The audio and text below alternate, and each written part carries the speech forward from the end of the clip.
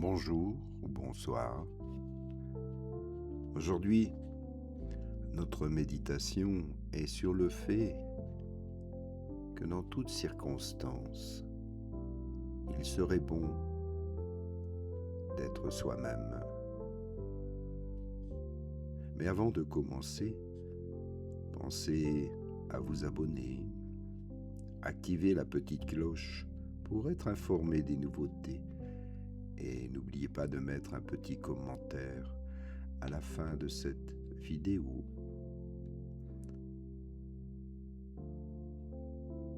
Cela permet toujours de mieux transmettre et de partager ce travail sur les réseaux sociaux. Car vous qui m'écoutez, vous savez qu'il est important de méditer chaque jour un peu. Alors un grand merci à vous. Prenez votre position habituelle pour la méditation. Détendez-vous et respirez profondément. Prenez contact ici avec votre corps, vos sensations, vos perceptions. Car il y a quelque chose que tu fais depuis si longtemps que tu ne le remarques même plus. Tu filtres avant de parler, tu filtres avant de décider, tu filtres avant même de ressentir. Tu passes chaque pensée, chaque envie, chaque opinion à travers une question invisible que tu ne te poses plus consciemment parce qu'elle est devenue automatique. Cette question est celle-ci. Est-ce que ça va déranger quelqu'un? Et si la réponse est oui, alors tu ravales, tu souris, tu t'adaptes, tu dis que tout va bien et tu appelles ça de la maturité, peut-être même de la générosité, de l'amour. Mais le Tao a un autre nom pour ça. Tu disparais. Tu ne disparais pas d'un coup, tu disparais lentement, un filtre à la fois, un sourire forcé à la fois. Et dans les prochains instants, tu vas découvrir pourquoi vivre pour les autres n'est en fait pas un acte d'amour, c'est un acte de disparition. Tu t'effaces dans ce monde. Et pourquoi le jour où tu t'arrêtes, pas le jour où tu deviens égoïste, le jour où tu arrêtes de disparaître, alors tu verras, tout change, vraiment tout. Écoute l'histoire d'un sage et la fidélité à soi. En 1849, un enfant naît dans une famille de teinturiers à Edo. Cet enfant, dès l'âge de 6 ans, aime le dessin. Et il ne dessine pas parce qu'on lui a dit de dessiner, pas pour plaire à quelqu'un, simplement parce que quelque chose en lui ne peut pas s'en empêcher. Tout le long de sa vie, il a changé de nom 27 fois. Chaque nouveau nom était une nouvelle tentative de trouver qui il était vraiment. Les critiques souvent le rejetaient, les institutions l'ignoraient. Il a perdu tout son argent bien plus d'une fois. Et à l'âge de 70 ans, 70 ans, il a peint la grande vague. Un tableau est l'une des images les plus reconnues de toute l'histoire humaine.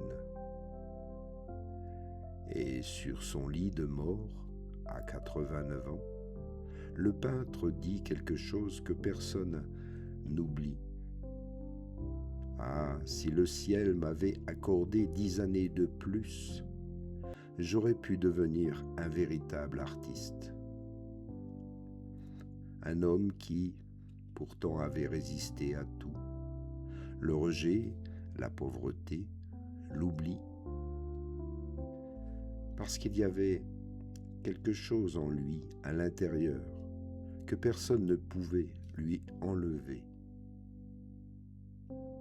Et il mourait en croyant qu'il n'avait pas encore commencé. Ce n'est pas une histoire de succès, c'est une histoire de fidélité. Fidélité à quelque chose en lui que le monde avait passé des années à lui dire d'abandonner. Et la question que le Tao nous pose n'est pas « as-tu du talent ?» La question est « qu'est-ce que tu as à l'intérieur que tu as passé des années à ignorer ?» Parce que quelqu'un d'autre avait besoin de toi peut-être, mais quelque chose de différent qui était en toi. Écoute cette métaphore de Lao Tzu. C'est un premier concept. Là, le soi sans la teinture. Lao Tzu avait un mot pour ce que tu étais avant que le monde commence à intervenir. Comme le bois non sculpté, la soie sans teinture et l'état originel. C'est un état original complet, intact, incorrompu. Dans la Chine ancienne, les maîtres taoïstes décrivaient cela comme la forme la plus puissante qui existe, pas parce qu'elle était parfaite, parce qu'elle était entière. Une soie sans teinture peut devenir n'importe quelle couleur. Car une soie teinte en rouge ne peut plus jamais être bleue. Et voilà ce que le monde fait à chaque être humain. Tu n'es pas complet, tu es plutôt ouvert, entier, et puis le processus de teinture commence. Ta famille arrive avec son récipient de teinture. Sois raisonnable, sois sage, ne prends pas de risques. L'école arrive avec le sien. Rentre dans le moule, suis les règles, ne dépasse pas les autres. Puis la société arrive avec le sien. Réussis comme ça, aime comme ça, sois comme ceci. Et toi qui es bon, qui ne veut pas décevoir, tu te laisses teindre une fois, 2 fois, 100 fois, jusqu'au jour où tu regardes. Et quand tu te regardes, tu ne te reconnais plus. Non pas parce que tu as changé, simplement parce que tu es devenu la somme de ce dont tout le monde avait besoin que tu sois. Et le problème, le vrai problème, ce n'est pas que tu aies changé. Le problème, ce n'est pas que tu sois devenu quelqu'un d'autre. Le problème, c'est que tu ne sais même plus ce que tu étais avant. Lao Tzu écrivait dans le Tao, « Connaître les autres, c'est la sagesse. Te connaître toi-même, c'est l'éveil. »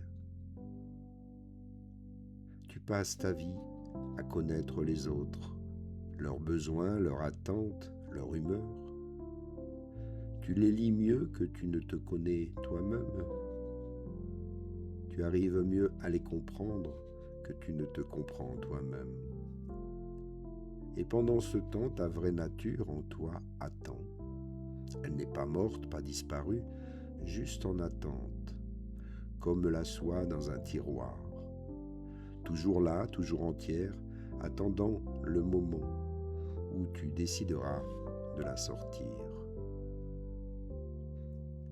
Le guerrier faible se laisse teindre par tout le monde et finit par ne plus se reconnaître.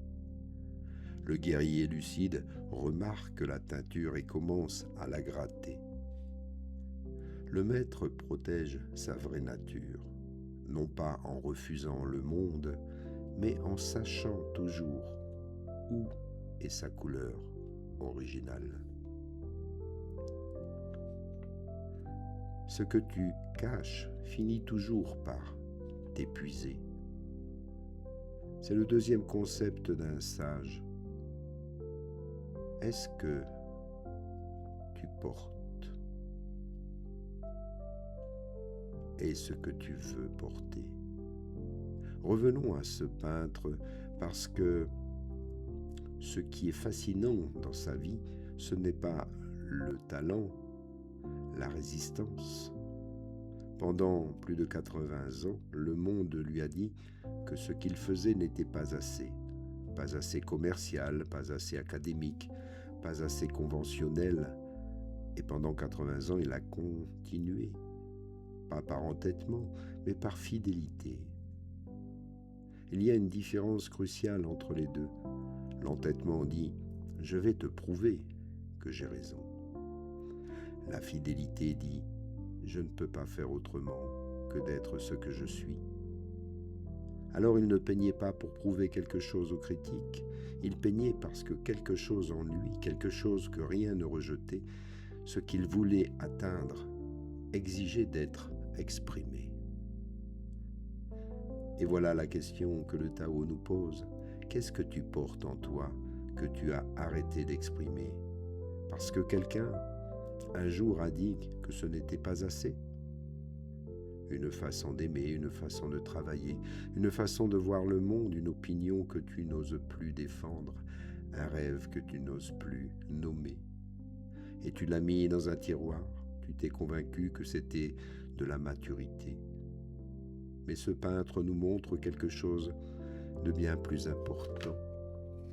Tu dois rester libre et t'exprimer tel que tu es.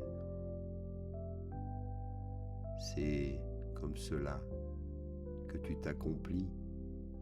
Prends-en conscience ici. Merci à toi et à bientôt pour la suite de cette méditation. Namasté.